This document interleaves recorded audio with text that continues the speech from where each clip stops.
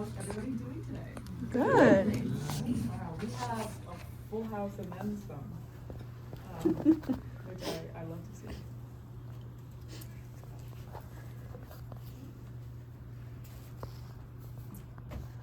Works for you, it works for me.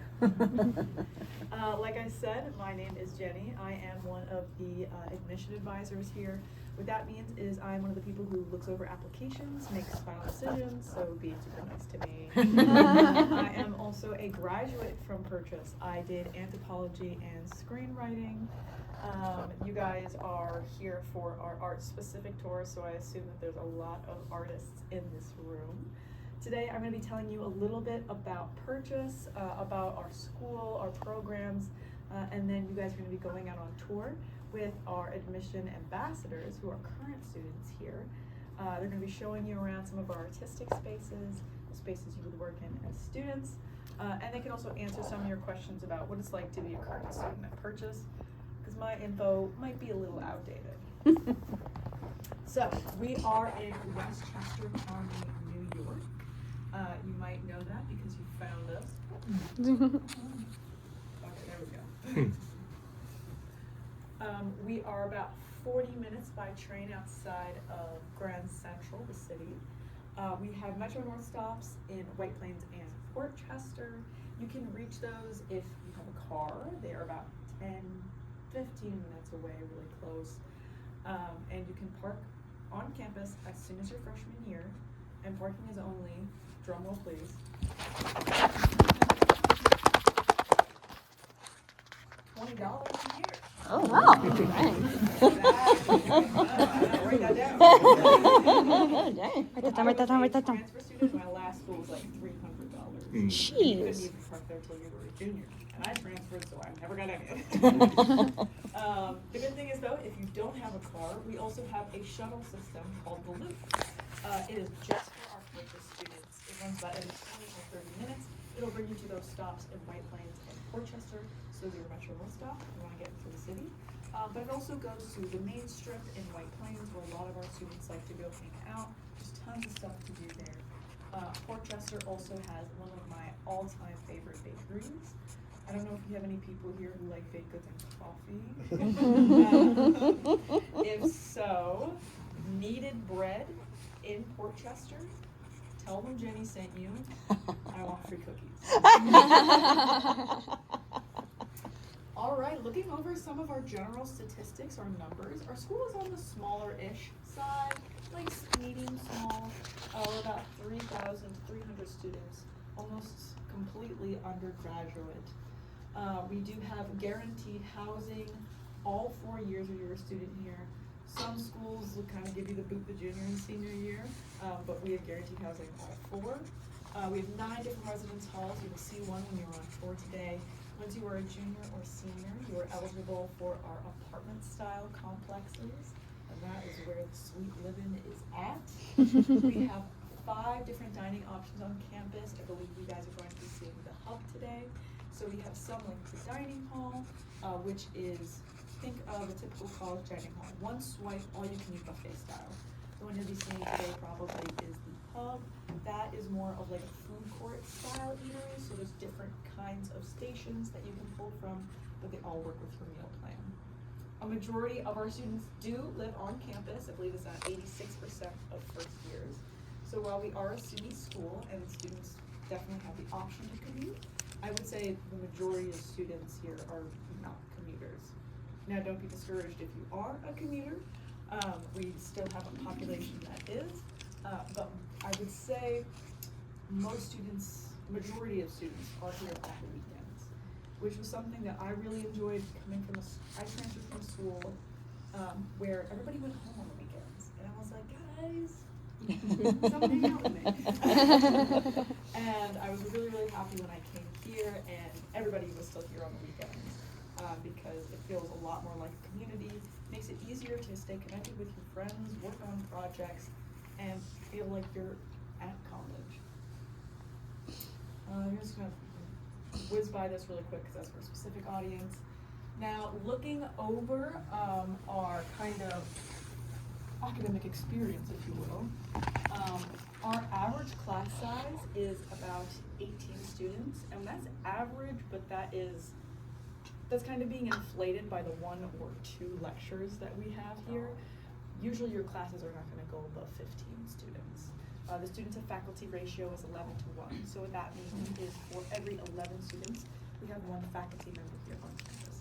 So that's not counting the administration, that's not counting career development office, that is just your professors.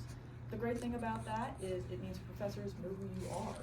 They know your name, they know what you excel at, they know what you might need help in. And it really, really helps ensure your success as a student. It also helps make sure when you are moving past your college experience, a lot of your first connections are coming from your college professors. Your professors here, and I can say this as a transfer student, truly are in a league of their own. They are so dedicated to their students' success. A lot of times your first internships, job connections, network connections are coming from your professors. Now, our school is broken down into 2 major categories, the arts and the liberal arts and sciences. About 53% of our students are in the liberal arts and sciences, with 41% of our students in the arts, and 6% of our students being undeclared. You can be undeclared up to the 2nd semester of your sophomore year, and as long as you are transferring into a BA or a BS program, you will still graduate in that 4-year timeline. Now, looking over our liberal arts and sciences, does anyone see something that interests them? Flip a pinky, maybe? Come on, guys, don't be shy with those pinkies. I see a pinky, yes. What program?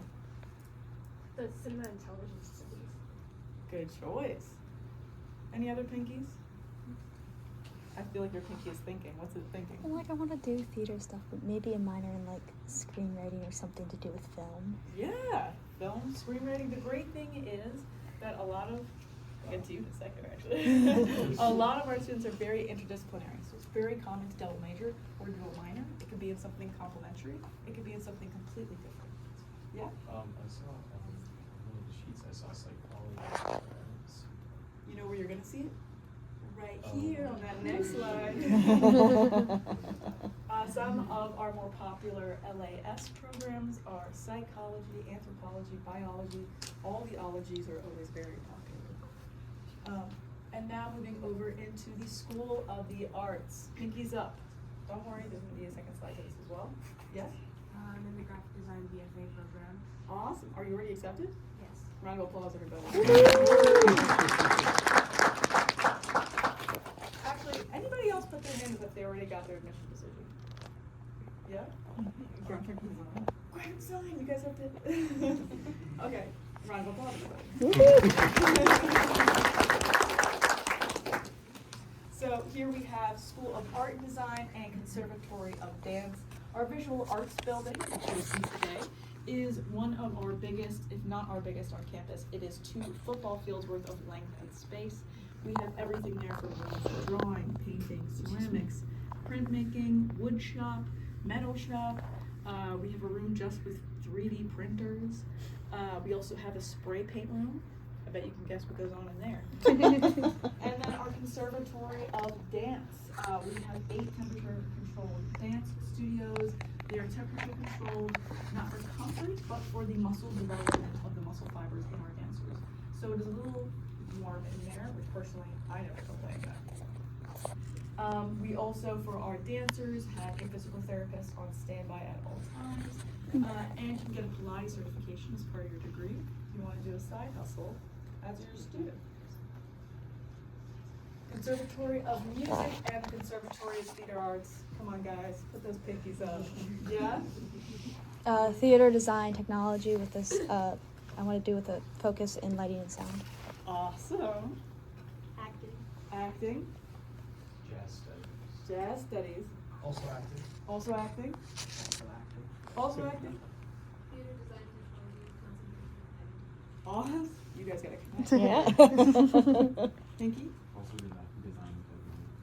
Theater and performance. Theater and performance. design and technology. Design and technology. Is there any pinky I missed? All right. Yep. Design technology with lighting as well. Guys. We have a whole crew here. We should film. Yes. So, starting with our Conservatory of Music, underneath that we have composition, instrumental performance, jazz studies, studio composition, studio production, voice and opera studies. Our music building has about 80 different practice rooms, I believe. A lot of them have pianos in them, but some of them are empty in case you want to wheel in your own instrument. We have tons of rooms for production. So we have some that are smaller suites, and then we have some that are larger, newer. You might be able to see today, for those of you getting a tour of the music building, the production floor was recently built. The cool thing about that is we have equipment ranging from, if you want to work on something really classic from like the 80s, 90s, all the way up to the newest kind of equipment. So it's really, really wonderful to have that kind of array. A lot of our faculty are also Grammy winners, which is really, really cool. For all of our programs, not just in the arts, but in the liberal arts as well, all of our faculty teach in fields that they currently work in. So they all still work in their field. What that means is that they know what the field is like now, not what it was like maybe 10 or 20 years ago. They have leads that are active, they have advice that is relevant. So having professors who work in your field that you're hoping to enter into is a huge leg up. For the Conservatory of Theater Arts, we have the acting BFA, we have theater design and technology, and then we have theater and performance. Something I like to highlight is the difference between theater and performance and our acting BFA. Now, our acting BFA is a 4-year, very structured degree. What that means is there's also the portfolio and the audition component for acceptance. It is one of our most intense conservatories, and it is also one of our most selective conservatories. I do not say this to scare anybody. I say this to inform the people. Theater and performance is slightly different. It is not a portfolio contingent program, and with that, it is also a little broader. You can focus, if you want, a little bit on direction, a little bit on screenwriting, a little bit on cinematography, but you will still be getting that theater performance acting experience. So they're different. If you are, I eat, sleep, breathe acting, you might be looking at the acting BFA. If you're like, hey, I want to have a little bit more flexibility in my schedule and I want to try out a bit more of a broader field of things, you might be looking at theater and performance. One of my favorite graduates from the acting BFA, is probably more for the parents than the students, is Stanley Tucci. We have a printer in the library named after him called Scanley Tucci. Probably his most distinguished honor, if I was to guess. And for our younger people, one of our recent acting graduates, I never remember his name, but did anyone watch The Summer I Turned Pretty? I know you guys did, don't lie. The one who plays Belly's brother. He is a graduate from our acting BFA. Now, senior projects, that is something that everybody does regardless of major. If you are a bio student, you are doing a natural science-based project, a science senior symposium. If you're a film student, you are doing a full-length feature film. If you're a music student, you might be doing an album, highlighting another one of my favorite graduates. Do we have any fans of Mitski here? Put those hands up. Mitski heads, I know it. Her first 2 albums were actually her junior and senior project here at Purchase. Wow. Wow. And this picture, if you'll notice, one of her album covers was taken on Purchase. Those are the stones that you'll see when you're walking. People walk those stones. But senior projects can range vastly. It's anything that says you spent your time here well. And it's often something that helps represent you as a professional when you're entering your field. For some of our different spaces here on campus, I already mentioned some of what our production studios look like. Like I said, our music students will get to see those today. Our broadcast journalism studio, that is where we film our news stations. If you are someone who is interested in journalism, if you are interested in production, for lighting, for sound, if you want to know how to work a camera, or you want to be in front of a camera, that's something that's great to be involved in. Do we have anybody who is interested in the natural sciences? Yes, no, maybe so? speak now or forever hold your peace. I'm kidding, you can always bring it back up later. But we do also have some natural science spaces here, as well as some athletics. Do we have any athletes? Yeah, what sport? Soccer. Soccer? Anybody else? We have one athlete in a room. And soccer. Golf and soccer. Anybody else? 2? Okay. You know what? And that's not a bad ratio. Here are all of our different sports teams that play competitively. All the sports that you guys are mentioned are present, but we also do have clubs. So if you don't want to do it competitively, but you still want to be involved, it's a great way to do it. We also have an athletic center on campus, an athletic building. We have an Olympic swimming pool. We have a diving well. We have a gym in the lower level that is available for you guys to use whenever you want. It's completely free. We have basketball courts, racquetball courts, squash courts, places where you can practice soccer indoors if the weather is bad. So we have a little bit of everything here on campus. You will also have 1 credit worth of physical activity that you will have to fulfill as a student. I know, 1 credit, don't get overwhelmed.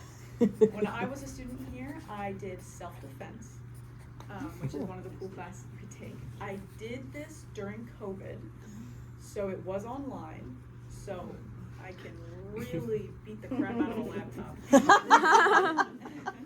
The classes today are much more in person, and one of my favorite classes that's very popular is circus skills.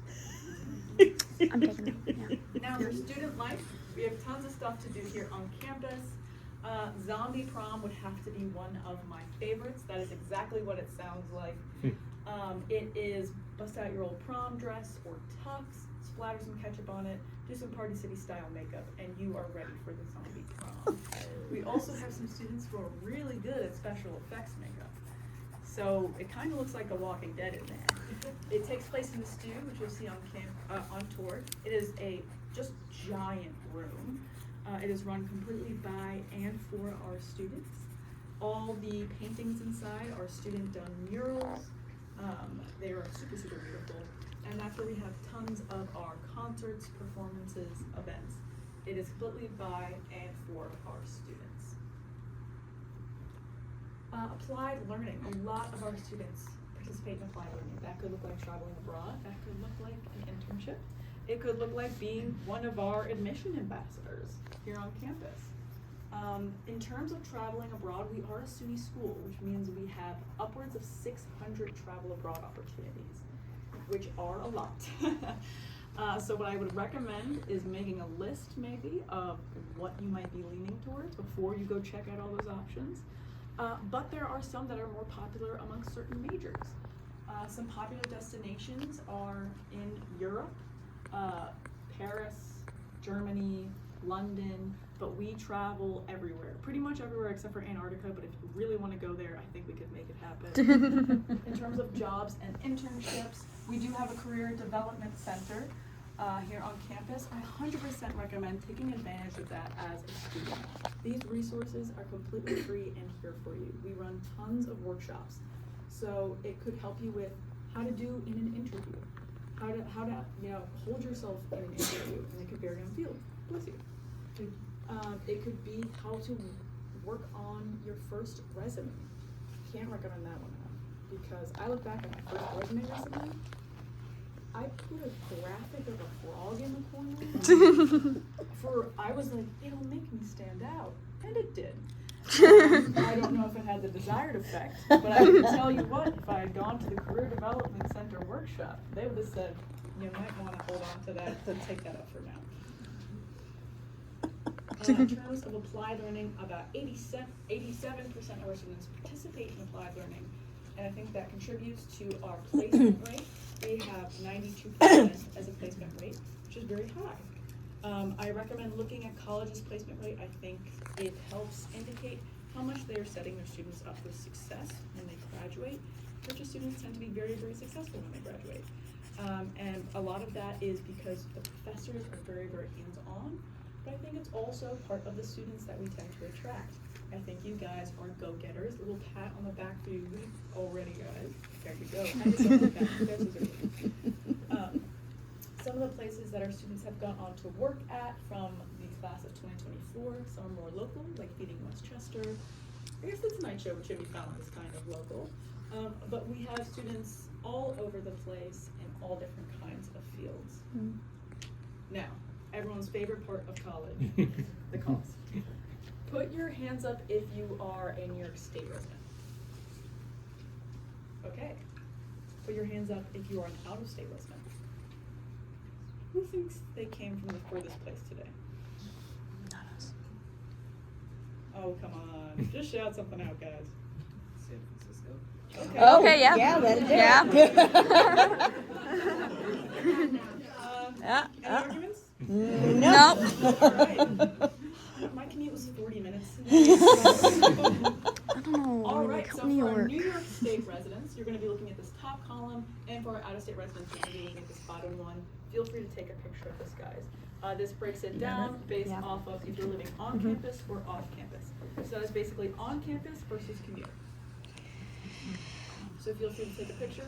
Yeah, just kidding. All right. It's always better with a Yeah. person in it. Connecticut counts as an in-state resident. Connecticut counts as an out-of-state resident, unfortunately. I thought the website said it matched. Some SUNYs do, so you might have been looking at the SUNY website. There are a handful of SUNY schools that do matching for Connecticut and New Jersey, but sadly Purchase is not one of them. Trust me, I feel your pain, I'm from Connecticut. So when I came here, I was like, guys. Come on. Yeah. All right, any further questions about this slide? All right. Now, that is all before the consideration of financial aid. We give out over $2.4 million worth of scholarship every year. If you are applying to a program that has a portfolio and or an audition, you are evaluated for an arts-based scholarship. So that is going to be based off of your portfolio and your audition.